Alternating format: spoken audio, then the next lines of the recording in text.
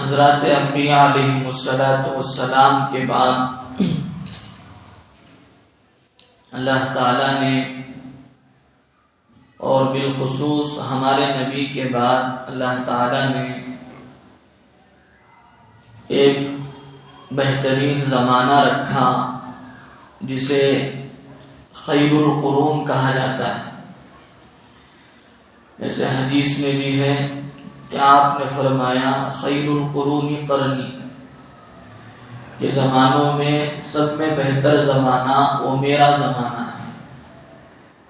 کس کا زمانہ؟ حضور کا زمانہ۔ ثم الذین یلونہم ثم الذین یلونہم، پھر میرے زمانے کے بعد میرے صحابہ کا زمانہ، پھر صحابہ کے زمانے کے بعد تابعین کا زمانہ، پھر جو امت جیسے جیسے نور نبوت سے، زمانہ نبوت سے دور ہوتی رہے گی، اس طرح کے فتنے، اس طرح کی مصیبتیں، آندھیاں اور ظلم، حتیٰ کہ قرب قیامت میں ان فتنوں کا اس قدر ظہور ہوگا اور ایسے گھر گھر تک فتنے پہنچ جائیں گے جیسے بارش کے قطرات پہنچتے ہیں۔ حضرت مولانا عمر صاحب پالن پوری رحمت اللہ علیہ اس حدیث کی تشریح میں عجیب جملہ فرماتے تھے کہ اللہ کے نبی علیہ السلام نے فرمایا خیر القرون قرنی۔ قرنی کے معنی آتے ہیں میرا زمانہ۔ اس میں 4 لفظ، 4 حرف استعمال ہوئے ہیں۔ ایک ہے قاف، دوسرا ہے را، تیسرا حرف ہے نون اور چوتھا حرف ہے یا۔ 4 حرف۔ حضرت فرماتے تھے کہ دراصل یہ خلفائے اربع، جو 4 خلفاء ہیں جن کے متعلق آپ علیہ السلام نے ارشاد فرمایا علیکم بسنتی و سنت الخلفاء الراشدین المہدیین، کہ تم پر ضروری ہے کہ میری سنت کی پیروی کرو، اسی طرح میرے صحابہ میں صحابہ کی اتباع بھی ہے، لیکن اس میں بطور خاص آپ نے فرمایا کہ جو خلفائے راشدین ہیں، ہدایت یافتہ ہیں، رشد و ہدایت کا منبع مرکز ہیں حضرات خلفاء، ان کی پیروی کرو۔ تو حضرت نے فرمایا قرنی میں 4 حروف ہیں۔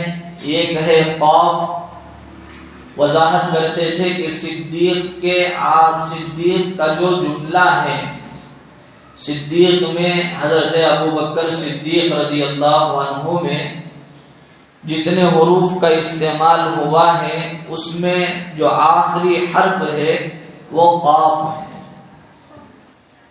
تو قرنی سے مراد حضرت صدیق اکبر کا بھی زمانہ۔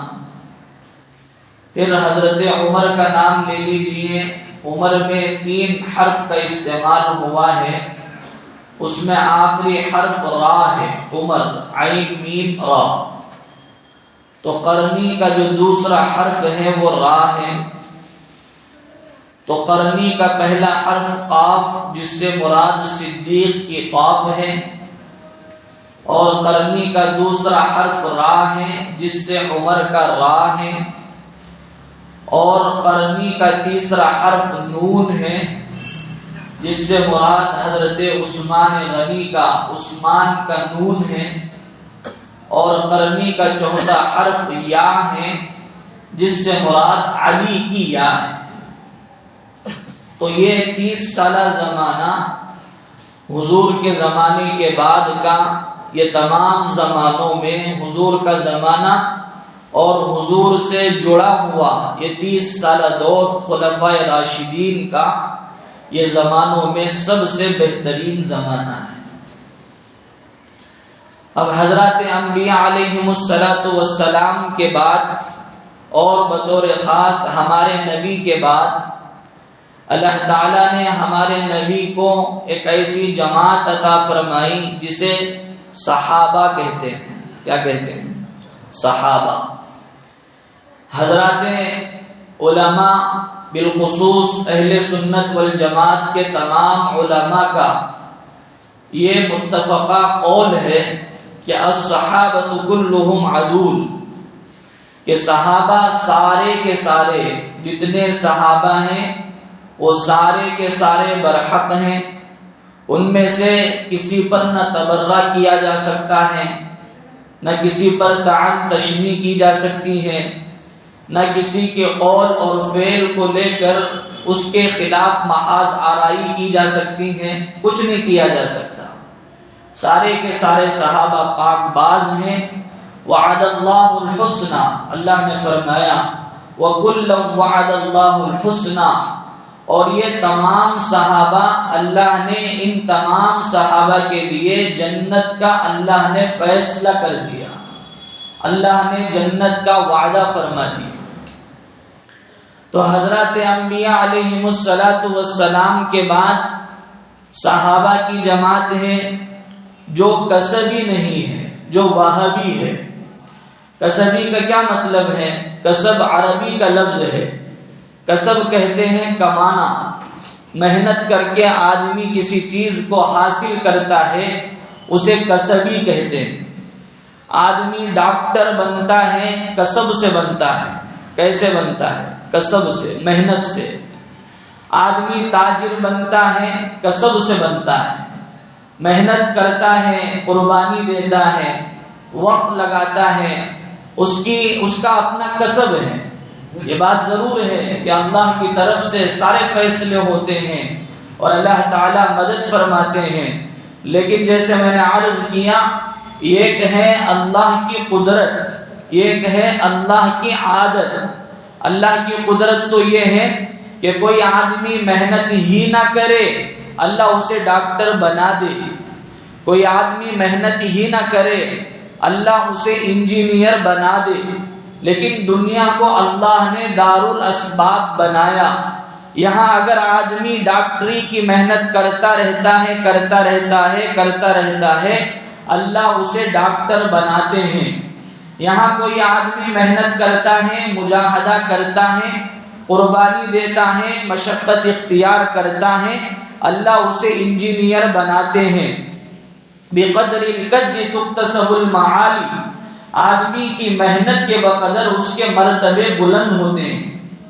تو ایک جماعت ہے حضرات انبیاء علیہم السلام کے بعد صحابہ کی جماعت، جس میں آدمی کا اپنا کوئی اختیار نہیں، آدمی کا عمل دخل نہیں، کہ آدمی کو اجازت نہیں ہے کہ کوئی آدمی اپنے آپ کو صحابی کہلائے، کوئی آدمی یہ دعویٰ کرے کہ میں نعوذ باللہ صحابی ہوں، نہیں کہہ سکتا. اس لیے کہ صحابہ کی جماعت وہی جماعت کہلائی جائے گی جو حضور کے زمانے میں حالت ایمان میں، جنہوں نے حضور کا زمانہ پایا، حضور سے ملاقات کی، حضور کو دیکھا اور اسی حالت ایمان میں ان کا انتقال ہوا. حالت ایمان میں حضور کو یا تو دیکھنا ہے، حضور سے ملاقات کرنا ہے، دیکھ نہیں سکتے. حضرت عبداللہ ابن ام مکتوم رضی اللہ عنہ نابینا صحابی ہیں. اگر یہ بات کہی جائے کہ حضور کو دیکھنا، تو پھر حضرت عبداللہ ابن ام مکتوم رضی اللہ عنہ جو نابینا صحابی ہیں وہ صحابیت سے نکل جائیں گے. اس لیے یہ بات کہی گئی کہ حالت ایمان میں حضور صلی اللہ علیہ وسلم سے ملاقات کرنے والا اور اسی ایمان کی حالت میں اپنی زندگی کو مکمل کرنے والا صحابی کہلائے گا. ایک تو یہ دور ہے نبوت، اللہ جسے عطا فرماتے ہیں، جتنوں کو اللہ نے عطا کرنا تھا حضرات انبیاء علیہم السلام کی جماعت میں سے اللہ نے ان سب کو عطا فرما دیا.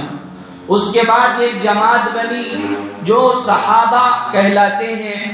وہ صحابہ کی جماعت بھی وہی جسے اللہ نے اس زمانے میں پیدا کرنا تھا، اللہ نے اس زمانے میں پیدا کیا. اب اس صحابہ کی جماعت کے بعد ایک جماعت ہے تابعین کی. یہ وہ جماعت ہے جو حضرات صحابہ کو جنہوں نے حالت ایمان میں دیکھا، حالت ایمان میں حضرات صحابہ کے زمانے کو جنہوں نے پایا انہیں تابعی کہتے ہیں.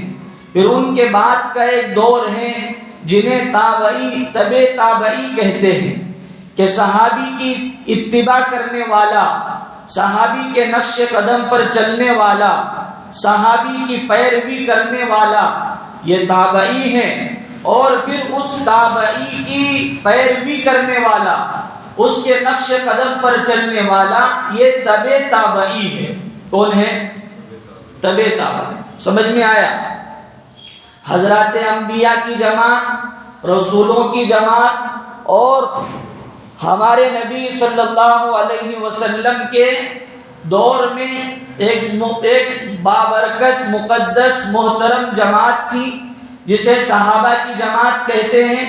اس کے بعد جنہوں نے صحابہ کی پیروی کی انہیں تابعین کہا جاتا ہے.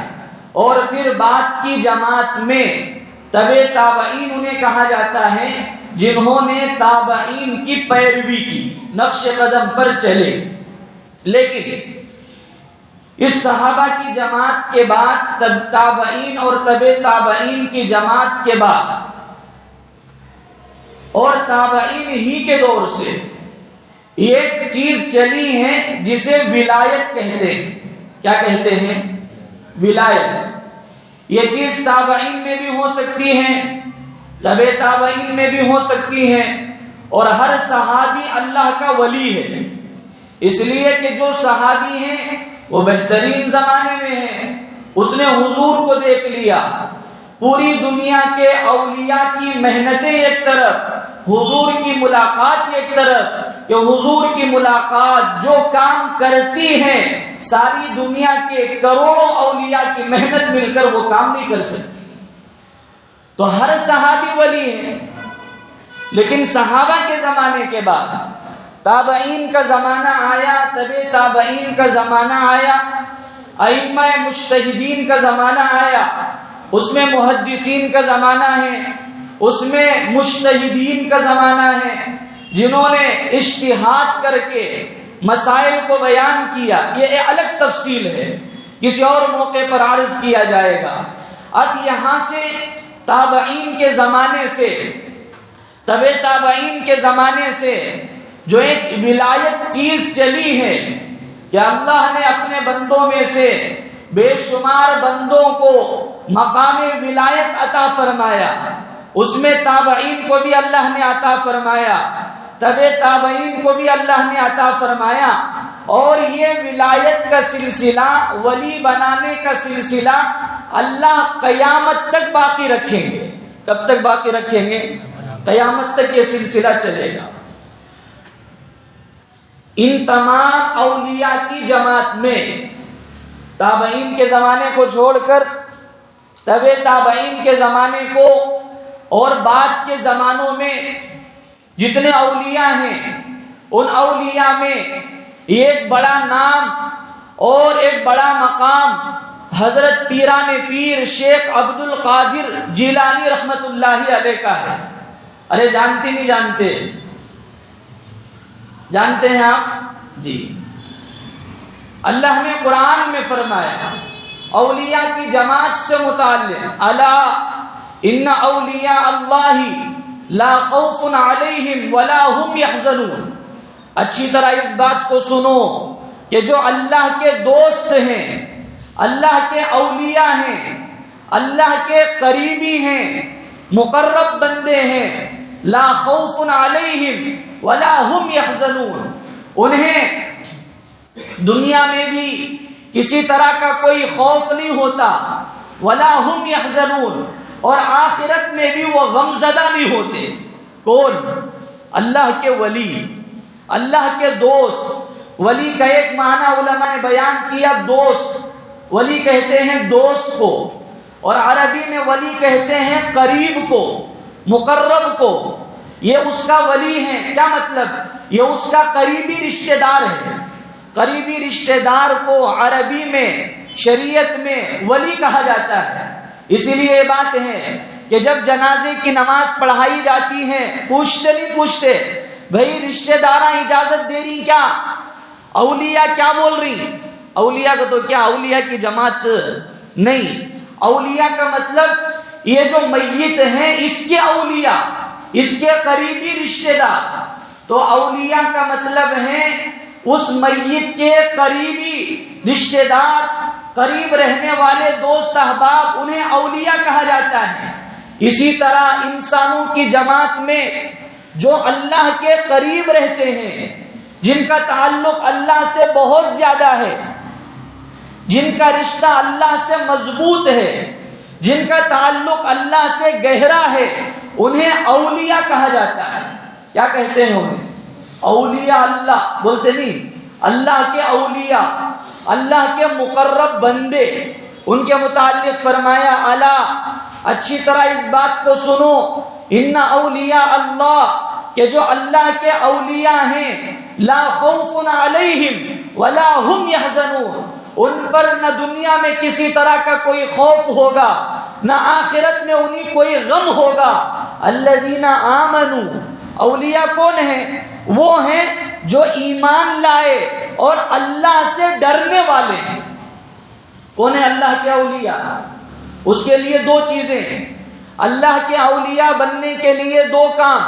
پہلا کام یہ کہ اسے ایمان والا بننا پڑے گا، الذین آمنوا وکانوا یتقون. اور دوسری صفت اس کے اندر یہ ہوگی کہ وہ اللہ سے ڈرنے والا بندہ ہو.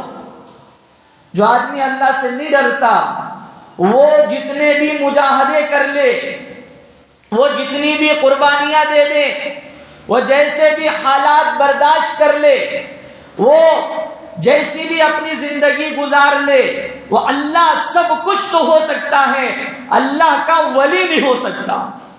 اس لیے کہ اللہ نے فرمایا ان اولیاؤہ الا المتقون، اللہ کے دوست تو وہی ہیں جو اللہ سے ڈرنے والے ہیں.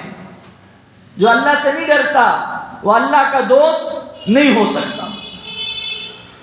تو ان تمام اولیاء میں، اور ان کا مقام بڑا عجیب ہے، اولیاء اللہ کا مقام بڑا عجیب ہے کہ اللہ کے نبی علیہ الصلوۃ والسلام نے حدیث میں فرمایا من آذى لي وليا فقد آذنته بالحرب.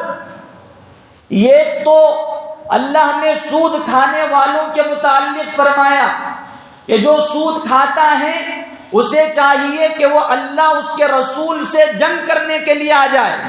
کس کے لیے؟ وہ شخص جو سود کھاتا ہے. اس کے بارے میں فرمایا جو سود کو نہیں چھوڑتا، فَإِن لَمْ تَفْعَلُوا، سود کھا رہا ہے، توبہ نہیں کرتا، اسے چاہیے کہ یا تو وہ سود کو چھوڑے یا تو اللہ اور اس کے رسول سے جنگ کرنے کے لیے تیار ہو جائے.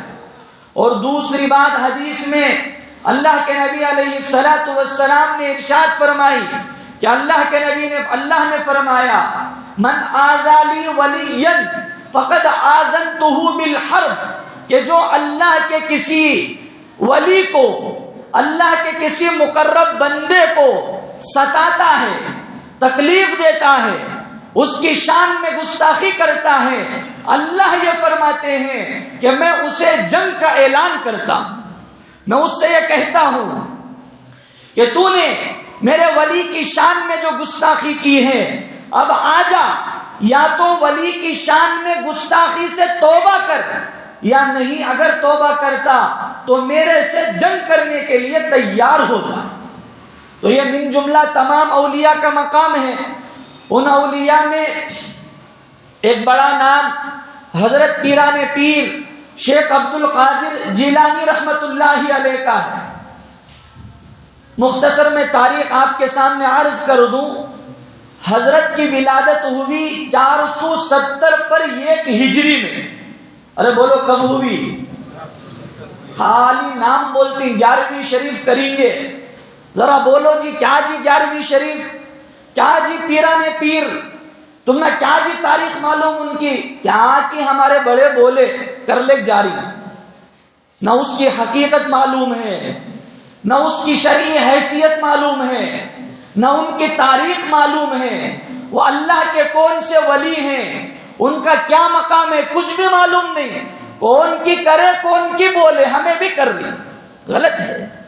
تو تاریخ معلوم کرنا نہیں کرنا، ارے بولو کرنا نہیں کرنا، تاریخ معلوم کریں گے، یاد رکھیں گے انشاءاللہ۔ اتنا بڑا مقام تھا حضرت شیخ عبد القادر جیلانی رحمت اللہ علیہ کا، حنبلی مسلک کے ایک امام ہیں جن کا نام ہے علامہ ابن قدامہ، فرماتے ہیں کہ میں نے حضرت شیخ عبد القادر جیلانی رحمت اللہ علیہ کی جتنی کرامتوں کو میں نے اپنے ان کانوں سے سنا ہے، میرے سے پہلے اور حضرت شیخ عبد القادر جیلانی رحمت اللہ علیہ سے قبل اور آپ کے بعد جتنے اولیاء گزرے ہیں، ان میں سے کسی ولی کی اتنی کرامتوں کو میں نے نہیں سنا جتنی تنہا حضرت شیخ عبد القادر جیلانی رحمت اللہ علیہ کی کرامتوں کو میں نے سنا ہے۔ اتنی کرامتیں تھیں۔ اس زمانے کے بڑے عالم دین یہ کہا کرتے تھے کہ میں نے حضرت شیخ عبد القادر جیلانی رحمت اللہ علیہ کے زمانے کو پایا، میں نے بکثرت بارہا یہ محسوس کیا کہ حضرت کی جب بھی مجلس لگتی تھی، اس مجلس میں کوئی نہ کوئی یا تو مسلمان ہوتا یا کوئی گنہگار توبہ کر کے اپنی زندگی کو درست کر لیتا۔ کس کی مجلس کی بات؟ حضرت پیران پیر کی مجلس کی بات۔ دو کام ہوتے ہیں، ہر مجلس میں تقریباً 40 سال تک حضرت کی مجلسیں لگی، 40 سال تک۔ ان 40 سالہ زمانوں میں ہر مرتبہ ہر مجلس میں یہ ہوتا کہ اگر کوئی مجلس میں غیر مسلم بیٹھا ہوا ہوتا، کوئی یہودی بیٹھا ہوا ہوتا، کوئی نصرانی بیٹھا ہوا ہوتا، وہ توبہ کر کے مسلمان ہو جاتا، یا نہیں مسلمان بیٹھے ہیں لیکن وہ گنہگار ہیں، فاجر ہیں، فاسق ہیں، زندیق ہیں، ملحد ہیں۔ کوئی شرابی آ گیا مجلس میں، کوئی سود کھانے والا آ گیا، کوئی نشہ کرنے والا آ گیا۔ اللہ نے ایسا مقام عطا کیا تھا کہ مجلس میں بیٹھنے کے بعد اللہ اس کے دل کی کایا کو پلٹ دیتے۔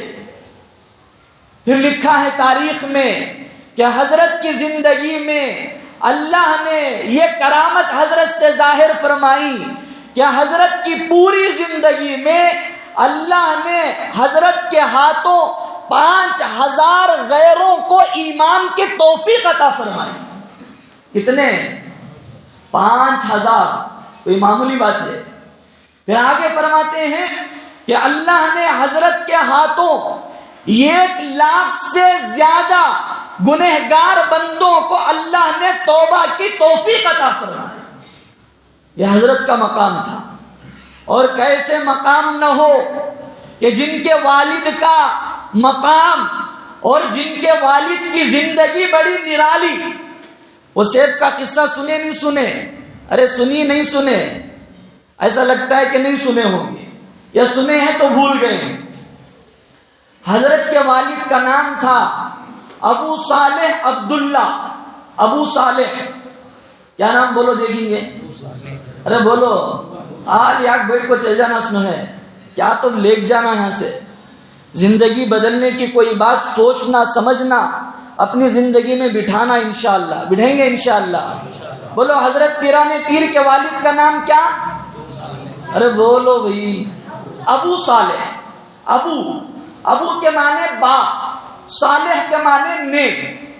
شیخ عبد القادر جیلانی کو اللہ نے اتنا صالح بنایا، اتنا نیک بنایا کہ ان کے والد کا نام ہی بدل گیا، لوگوں نے بدل دیا کہ آپ کا نام عبداللہ ہے، وہ اپنی جگہ، لیکن آپ کا نام ابو صالح ہے۔ اصل نام تو عبداللہ ہے، لیکن بیٹے کی ولایت، بیٹے کے مقام کی وجہ سے لوگ یہ کہنے لگے کہ یہ تو نیک بچے کے باپ ہیں۔ جیسے کوئی آدمی بڑا متقی بن جائے، پرہیزگار بن جائے، یا مفتی ہو جائے، بہت بڑا مفتی ہو جائے، پوری دنیا کا ٹکر کا مفتی ہو جائے، لوگ اس کے باپ کا نام بھول جاتے ہیں۔ ارے بھولتے نہیں بھولتے، بھول جاتے ہیں۔ کون بھی انو، ارے مفتی صاحب کے ابا جی انو، بولتے نہیں بولتے۔ ڈاکٹر، مشہور ڈاکٹر، اسکن ڈاکٹر، ان کے ابا انو، اسکن ڈاکٹر کے ابا، اسپیشلسٹ کے ابا۔ کوئی دانت کا مشہور ڈاکٹر ہو، وہ اپنے باپ کا تعارف کراتا ہے یا وہ خود تعارف کراتا ہے تو یہ کہتا تمہارا نام بولو، میں، وہ میرا ڈاکٹر ہے نا، اس کا باوا میں، اس کا ابا میں، اس کا نام نہیں بولتا وہ۔ کیوں؟ اس لیے کہ وہ چاہتا ہے کہ میرا نام کون پہچانتا ہے، میرا نام کون جانتا ہے۔ تو یہ ہوا کہ اللہ نے بیٹے کی وجہ سے باپ کے نام ہی کو بدل دیا کہ بیٹا اتنا فرما بردار اللہ کا، شیخ عبد القادر جیلانی، ان کی وجہ سے باپ کا نام ہی بدل گیا۔ عبداللہ سے اللہ نے ان کے نام کو ابو صالح کر دیا کہ نیک بچے کے باپ، ابو صالح نام پڑ گیا۔ ابو صالح ایک دن راستے میں گزر رہے تھے، ابھی شادی ہو کر نہیں، جوانی کی دہلیز پر قدم ابھی رکھے ہیں، 14-15 سال کی عمر ہے۔ اس زمانے میں اللہ کا کتنا ڈر، اللہ کا کتنا خوف ان کے اندر، کہ راستے سے گزر رہے تھے، دوپہر کا وقت تھا، شدید بھوک لگی۔ پہلے زمانے میں اتنے راستہ کشادہ نہیں ہوتے تھے، جہاں گئے وہاں تالاب مل گیا، ندی مل گئی۔ ایک علاقے سے دوسرے علاقے کو آنے کے لیے درمیان میں ندیاں پڑتی تھی، ندی پار کرنا، اس طرف ایک علاقہ، اس طرف ایک علاقہ، ندی کے پار علاقہ، وہ دوسرا اسٹیٹ، دوسرا صوبہ، دوسرا ملک، ندی کے اس پار دوسرا علاقہ۔ تو اس طرح ہوا کرتا تھا۔ راستے میں گزرے، شدید بھوک لگی، تالاب میں دریا سے بہتا ہوا ایک سیب آیا، اس کو اٹھا لیا اور کھا لیا۔ کون تھے سو؟ شیخ عبد القادر جیلانی رحمت اللہ علیہ کے والد، ان کا نام ابو صالح، اٹھا کر کھا لیا۔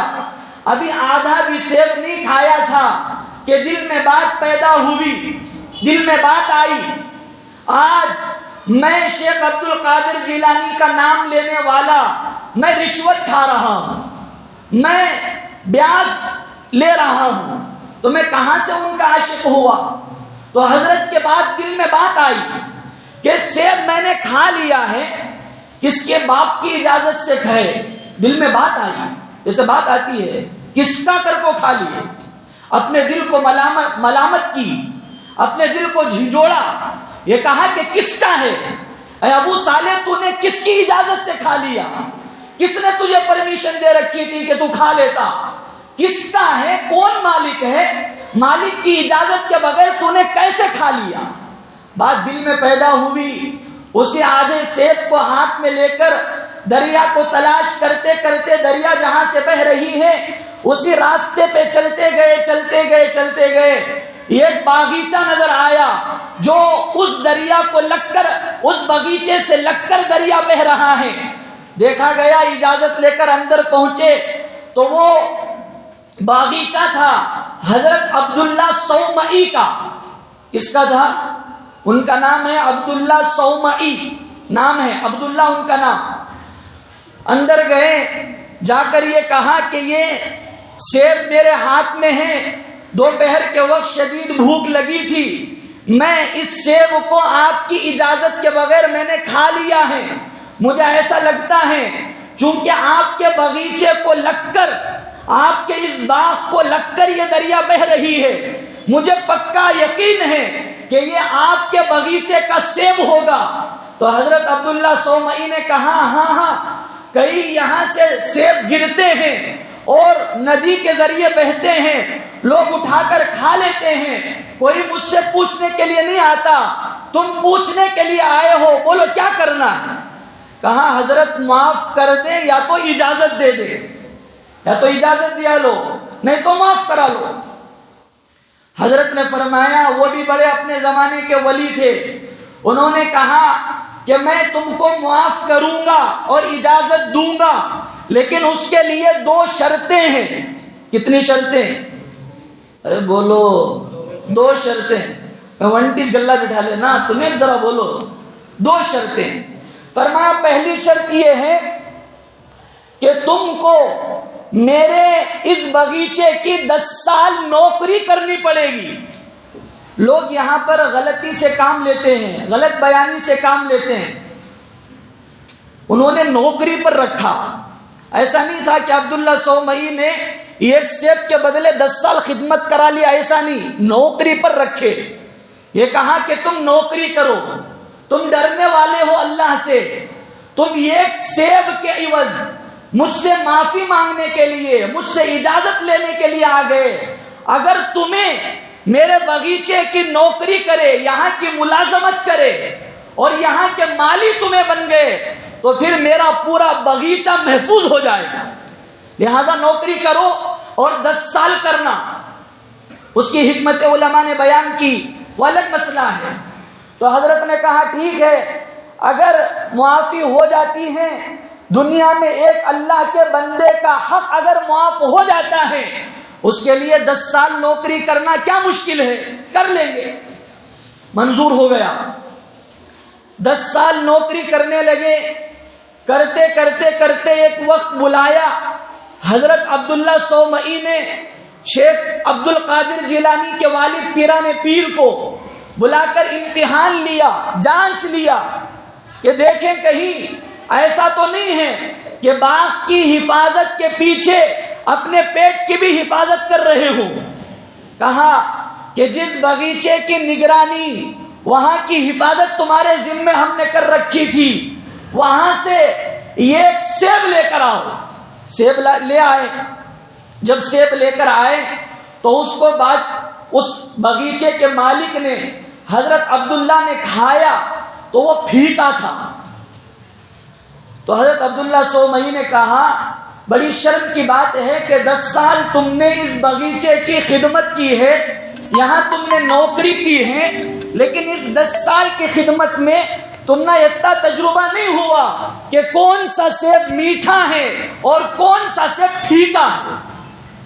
تو حضرت عبداللہ سومئی سے پیران پیر کے والد نے بڑا عجیب جملہ کہا۔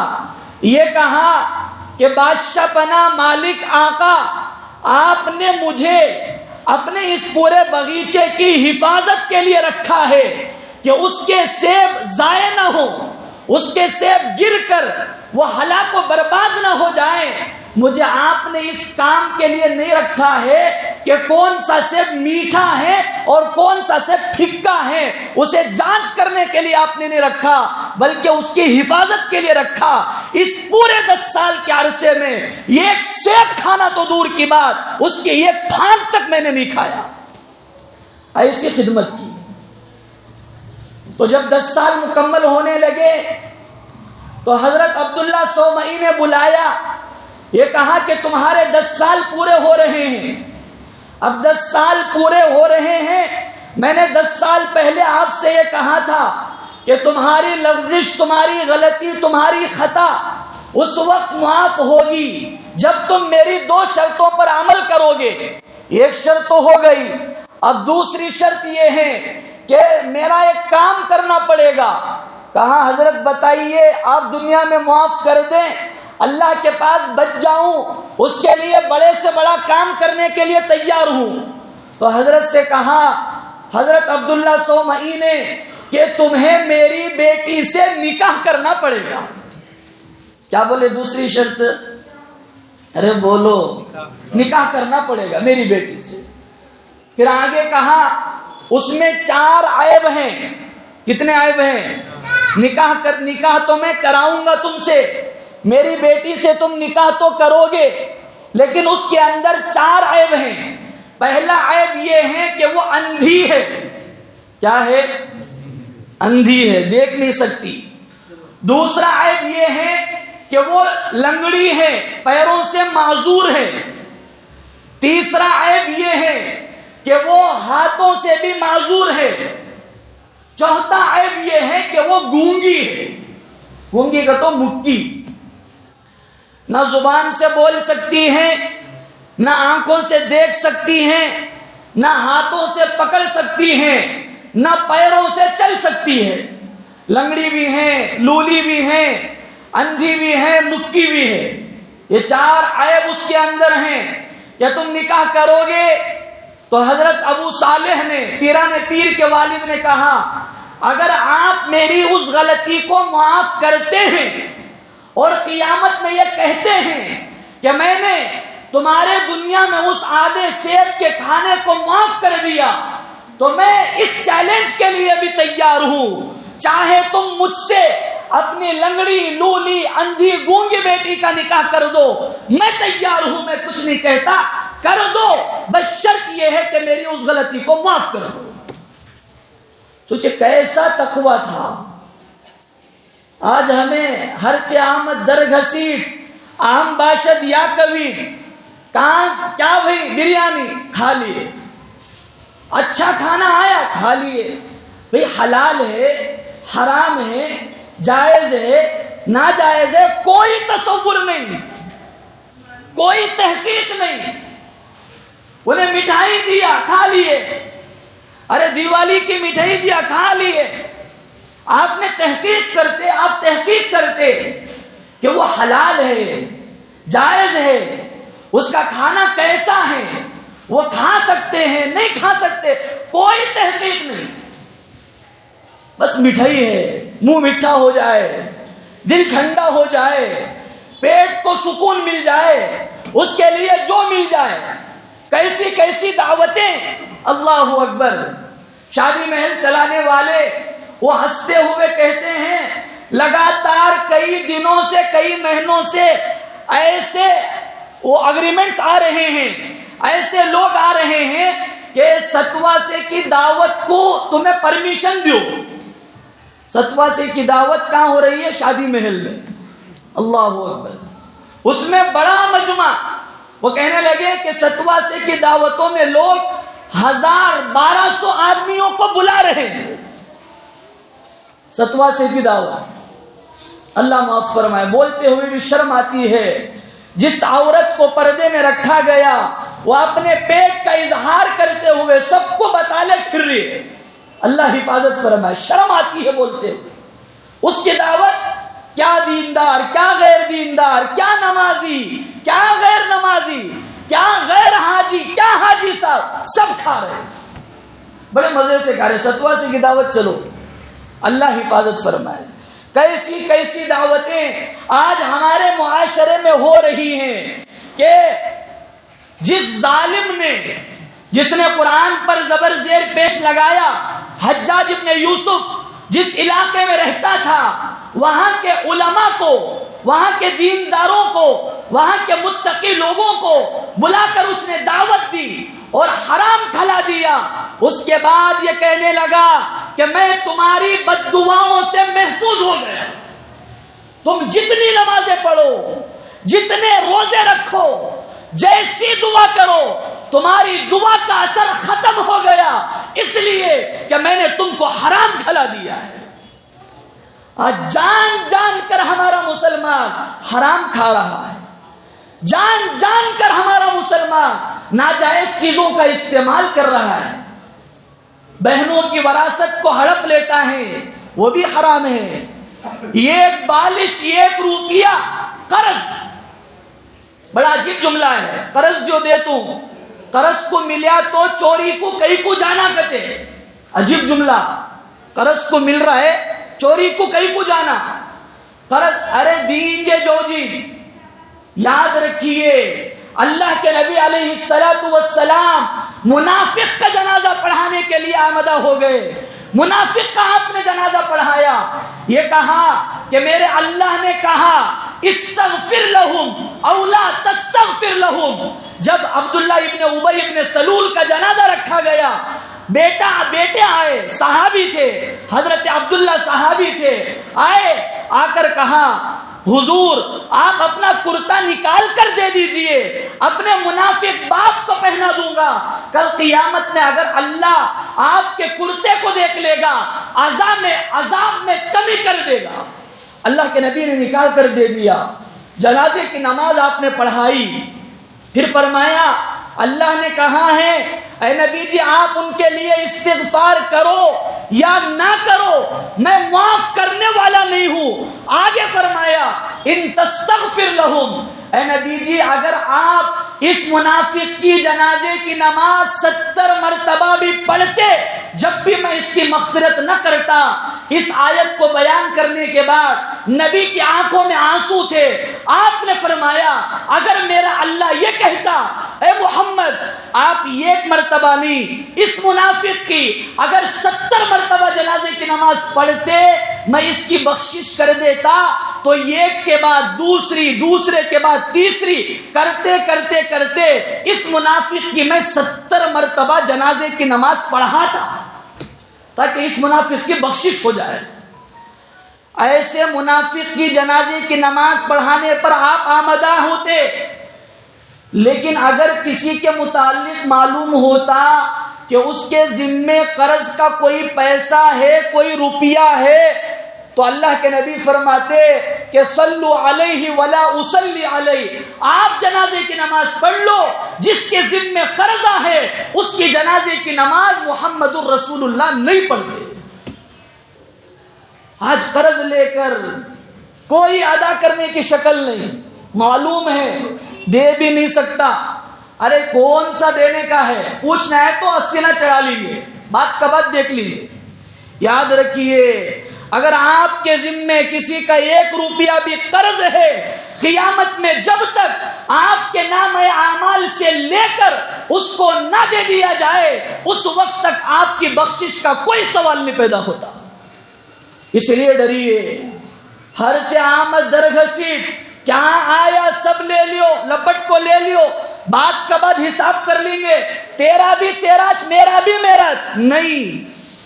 ہرگز اللہ کے بندوں کے حقوق سے متعلق اللہ سے خوب ڈریے۔ عدالتیں لگیں گی قیامت میں، اس میں ایک عدالت وہ ہوگی جس میں اللہ کا اس کے بندے کا معاملہ ہوگا، اللہ چاہیں گے معاف کر دیں گے، لیکن ایک عدالت وہ ہوگی جس میں بندے کا اور بندے کے حقوق کا معاملہ ہوگا، اللہ دونوں کو کھڑا کر دیں گے، آپس میں معافی تلافی کر لو، آپس میں اپنا حساب پورا کر لو۔ اگر تمہارا حساب پورا نہیں ہوتا اور تمہارا وہ ساتھی معاف نہیں کرتا تو میں بھی معاف نہیں کرتا۔ حدیث میں آپ نے پوچھا جانتے ہو مفلس کون ہے؟ مل مفلس یوم القیامہ، قیامت کے دن مفلس کون ہے؟ صحابہ کا مزاج تھا، وہ یہ کہتے اللہ و رسولہ عالم، اللہ اس کا رسول زیادہ بہتر جانتا ہے۔ آپ نے فرمایا مفلس وہ نہیں ہے من لا درہم لہ ولا دینار، جس کے پاس درہم نہ ہو دینار نہ ہو، وہ مفلس نہیں ہے۔ قیامت کے دن مفلس وہ ہوگا جو اپنے نیکیوں کے بڑے بڑے پہاڑ لے کر آئے گا۔ کیا لے کر آئے گا؟ بڑے بڑے پہاڑ، نیکیوں کے انبار، نیکیوں کا ذخیرہ لے کر آئے گا، لیکن اس نے اپنی زندگی میں کسی کا حق مارا ہوگا، کسی کو گالی دی ہوگی، کسی کو نقصان پہنچایا ہوگا، کسی کو تکلیف دی ہوگی، الگ کھڑا کیا جائے گا۔ جس کا مال لیا تھا اسے الگ، جس کو گالی دیا تھا اسے الگ، جسے مارا تھا اسے الگ، جس کی غیبت کی تھی اسے الگ، سب کو الگ الگ کر کے اس کی نیکیوں کو ان کے درمیان ڈیوائڈ کر دیا جائے گا، تقسیم کر دیا جائے گا۔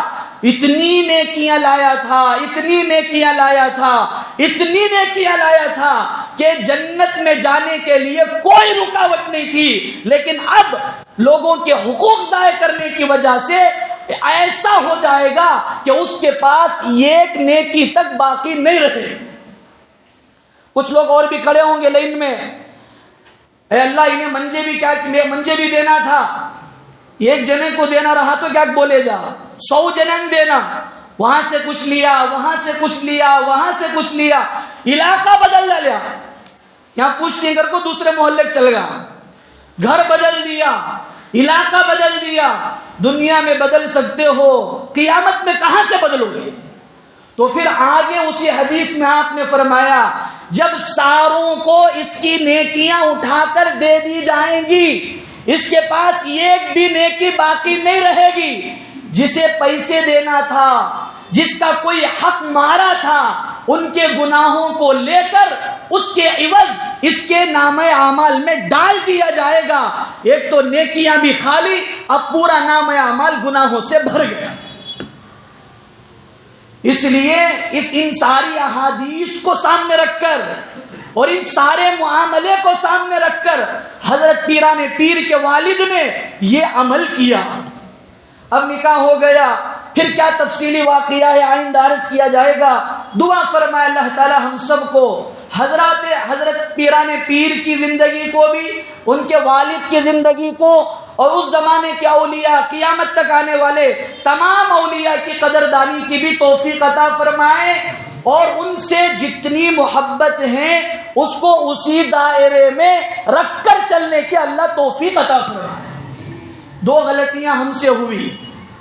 ایک غلطی انہوں کرے جو اپنے آپ کو دیندار بولتی، انہوں کیا کرے، یہ اولیاء کی ولایت کچھ ختم کر ڈالے، ان کے مقام کچھ گھٹا ڈالے، لوگوں میں تھوڑی بہت بدعتیں کیا دیکھی، تھوڑے بہت خرافات کیا دیکھے کہ ان کے مقام کو بیان کرنا ہی چھوڑ دیا۔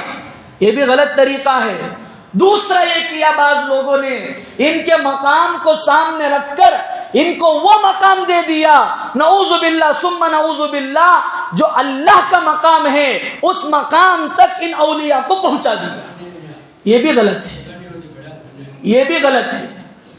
جس طرح یہ بات غلط ہے، سنیں، جس طرح یہ بات غلط ہے کہ ان کے مقام سے ان کو نہیں گھٹایا جا سکتا، اسی طرح اس سے بڑھ کر یہ بات غلط ہے کہ ان کا جو مقام ہے اس سے اوپر ان کو بڑھا دیا جائے، حتیٰ کہ خدائی تک پہنچا دیا جائے۔ یہ سب سے بڑا ظلم ہے، یہ غلط بات ہے۔ تو سب کریں گے انشاءاللہ عمل۔ اب ایک سوال یہاں یہ پیدا ہوتا ہے، ایک اہم مسئلہ، کہ اس مہینے میں بطور خاص حضرت پیران پیر رحمت اللہ علیہ کے نام سے 11ویں شریف کی جاتی ہے۔ ارے کرتے نہیں کرتے؟ تمہیں کون بھی نہیں کرتے؟ کرتے ماشاءاللہ، جی اچھا، بقیہ نہیں کرتے، ایک جنے کرتی کریں، اچھا چند لوگ کرتے ہیں، ٹھیک ہے، نہ کریں کوئی بات نہیں، کر رہے ہیں صحیح طریقے پر کر لیں۔ اس میں ایک بات یہ ہے، نہ کریں سب سے اچھا ہے، کر رہے ہیں تو اس میں طریقہ ہے۔ 3 باتیں ہیں۔ پہلی بات تو یہ ہے کہ 11ویں شریف جو لوگ کرتے ہیں اس میں دن کو خاص نہ کریں۔ دن کو کیا نہیں کرنا؟ خاص نہیں کرنا۔ 11 ربیع الثانی کو کرے تو ثواب پہنچتا، نہیں تو نہیں پہنچتا، یہ غلط طریقہ ہے، ایک چیز۔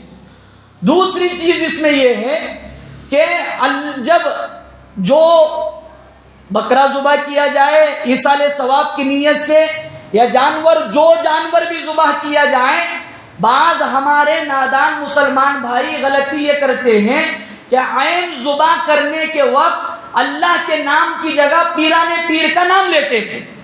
اگر یہ کرتے ہیں وہ پورا گوشت ناجائز حرام ہو جاتا ہے، پورا گوشت، اس کا یہ ٹکڑا بھی کھانا حلال نہیں، اس لیے کہ اللہ نے فرمایا حرم علیکم المیتۃ والدم ولحم الخنزیر، اس میں فرمایا وما اہل لغیر اللہ بھی۔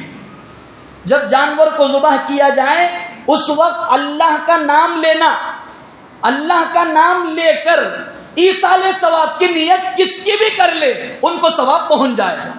لیکن عین جانور کو ذبح کرتے وقت آپ نے اگر اللہ کا نام نہیں لیا، حضرت پیران پیر کا نام لے لیا، یا کسی کا بھی نام لے لیا، کسی انسان کا نام لے لیا، کسی ولی کا، کسی بزرگ کا، حتیٰ کہ کسی نبی کا، کسی رسول کا نام لے لیا، وہ جانور حلال نہیں حرام ہوگا۔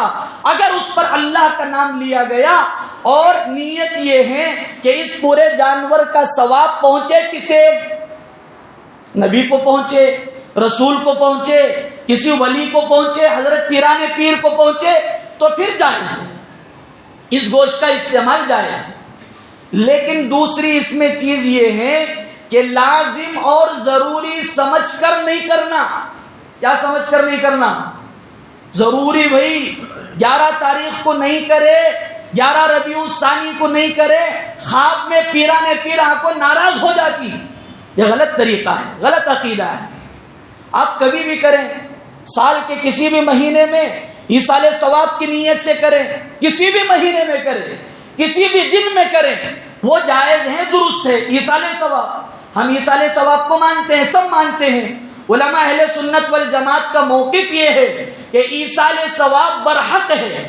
کسی بھی میت کے انتقال کے بعد اس کو ثواب پہنچانا، اس کے نام کی قربانی، اس کے نام کی مسجد بنانا، اس کے نام کا مدرسہ بنانا، اس کے نام سے کسی کو حافظ بنانا، عالم بنانا، صدقہ خیرات کرنا، سب جائز ہے اور اس کا ثواب اللہ اسے پہنچاتے ہیں.